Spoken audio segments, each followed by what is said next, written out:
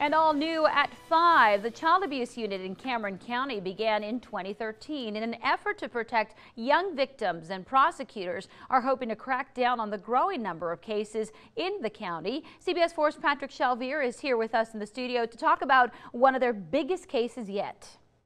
Marcy, well, dozens of cases find their way to the Child Abuse Unit. Cases of young victims who have gone through horrible abuse. And it's not the unit's job to help the victims cope, but to also seek justice.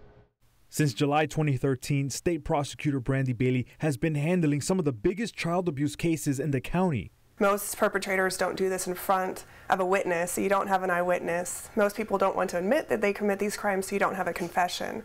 So it's how do you build a case, how do you prosecute and successfully protect a child when it's the word of the child alone. Bailey is one of 5 in the unit, trained staff able to connect and open up with young children. They're able to get as much details as possible from that child that law enforcement can then go out and try to corroborate whatever details the child provides, which is very helpful. Right now, the unit has about 50 pending cases, but their biggest case just came to a close. On Monday, 27-year-old Kevin Castor was sentenced to 60 years for indecency with a child. Looking at what we had, it was very appalling and disgusting. And so then to be able to go through all of it and have such a good outcome without ever having to put that child in the courtroom, I think for everyone involved was incredibly satisfying. With many of these abusers now being people victims know and trust, District Attorney Louise Saenz says the mindset needs to change. The perpetrator is a relative. The perpetrator is a friend of a relative.